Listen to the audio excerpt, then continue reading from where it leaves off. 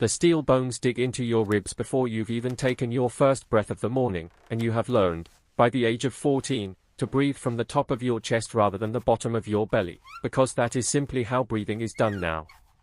Your maid pulls the laces one final time, not violently, not cruelly, just firmly, the way she has done every single morning for years, and you exhale, hold, and feel the familiar click of your body settling into its daytime shape. This is not agony. This is Tuesday. This is what getting dressed means, in a terraced house in Manchester or a townhouse in Kensington, in the year 1875, and by the time you step out onto the cobbles, you will have forgotten the corset is even there, in the same way you forget your own shoes. For nearly 2 centuries, the Victorian corset has been sold to us as an instrument of torture, a cage built by men to keep women fragile, breathless, and obedient. It is one of the most confidently repeated pieces of history most people have ever heard, and it is, in almost every detail that matters, wrong. The real story of what corsets did to Victorian women is stranger, more practical, and far more revealing about how an entire society organized itself around the female body than the horror stories ever managed to be. Start with the shape of an ordinary day, because that is where the truth actually lives.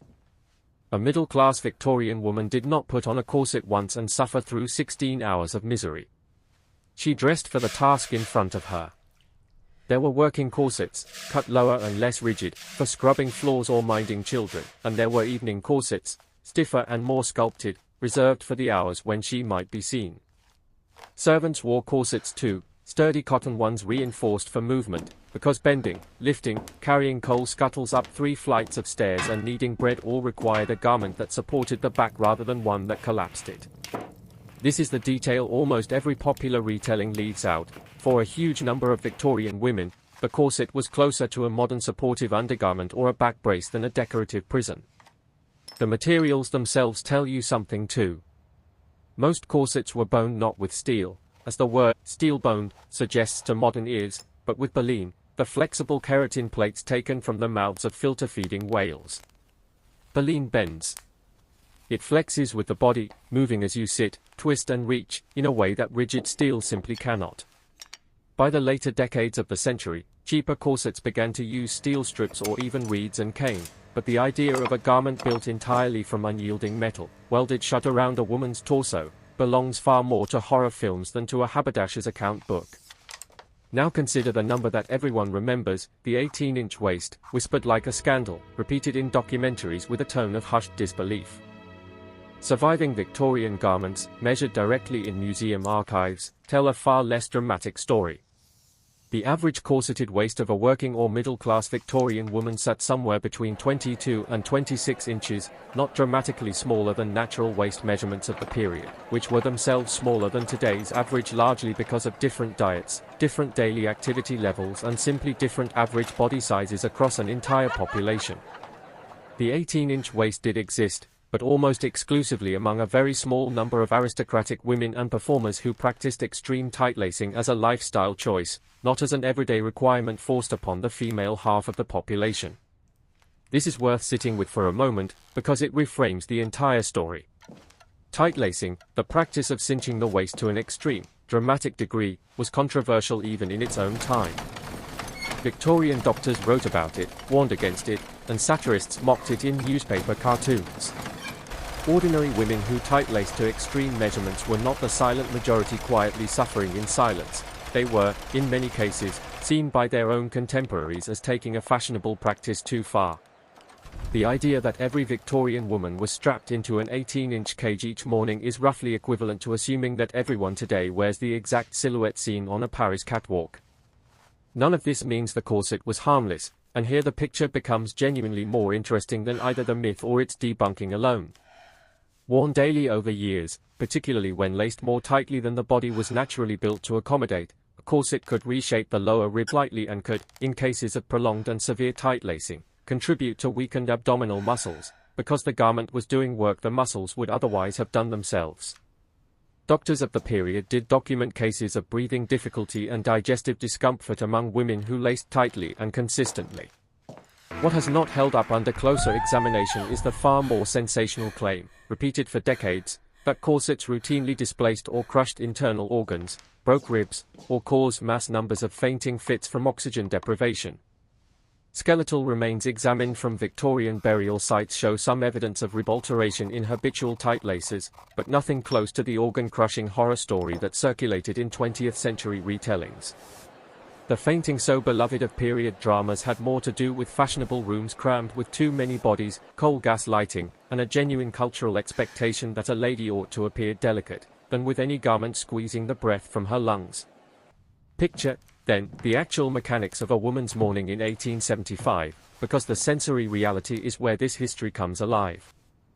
You stand while your maid, or perhaps your sister, or perhaps you yourself, reaching awkwardly behind your own back, pulls the laces through metal eyelets set into stiffened cotton or coutil fabric. You do not gasp for the corset to close, you exhale gently and allow the garment to settle around a shape your body has already learned to hold. The front busk, a rigid panel with hook and eye fastenings, allows you to step in and out of the corset without undoing the back laces at all, which is precisely why the popular image of a woman helplessly trapped, unable to dress or undress without assistance, misses an enormously practical piece of Victorian engineering. You could, and many women did, lace and unlace themselves entirely alone. Beneath the corset sat a chemise, a thin cotton or linen layer worn specifically to stop the boning from digging directly into skin and to absorb sweat, because Victorian households understood laundering a corset was far harder than laundering a simple undershirt. Over the top came layers of petticoats, and only then the dress itself, which had usually been cut and boned by a dressmaker to sit precisely over the corseted shape beneath it. The entire Victorian silhouette, the narrow waist blooming into full skirts, the upright posture, the particular way fabric fell and moved, was engineered as a complete system, corset and dress together, not as an isolated instrument of suffering bolted onto an otherwise ordinary outfit.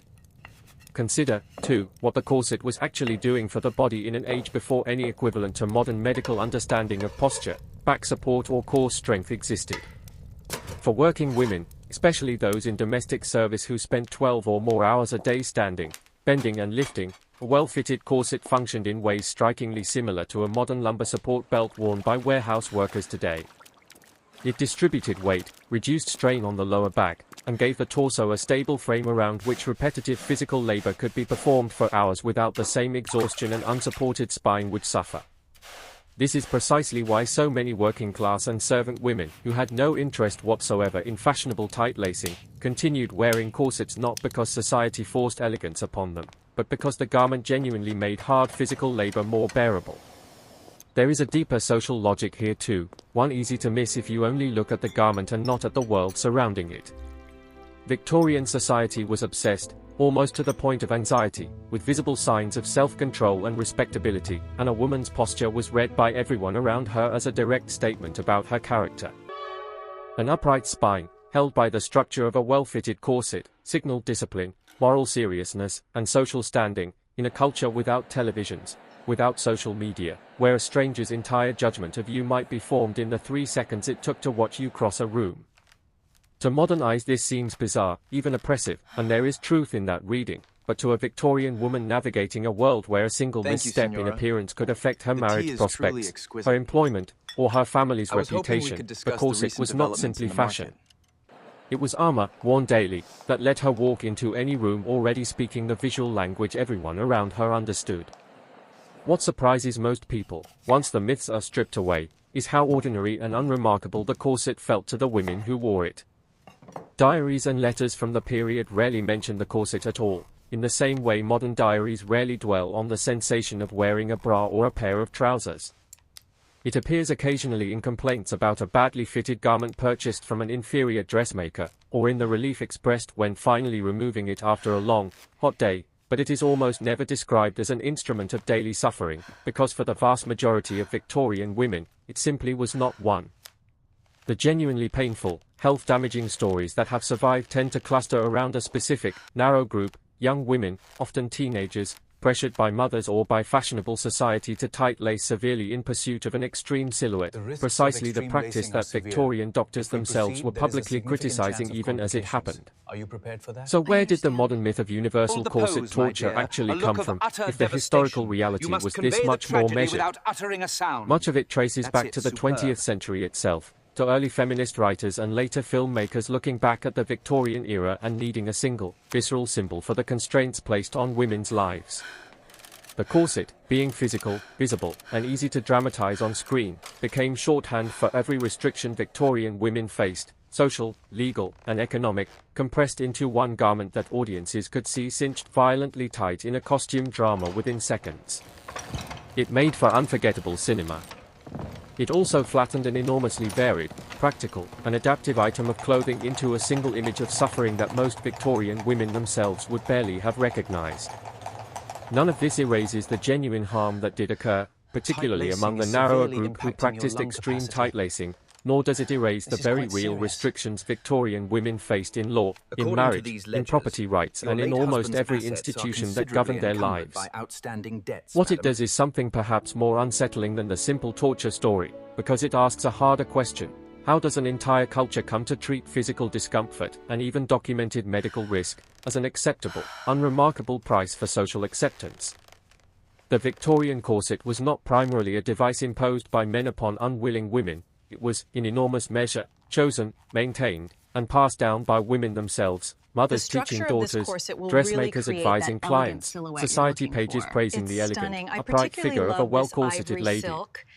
That is a far more complicated inheritance than a simple cage, and in some ways a far more familiar one, because every generation since has had its own version of a garment, a diet, a beauty standard, quietly worn because the alternative, standing outside the accepted shape of the age, felt like a far greater discomfort than any boning ever could.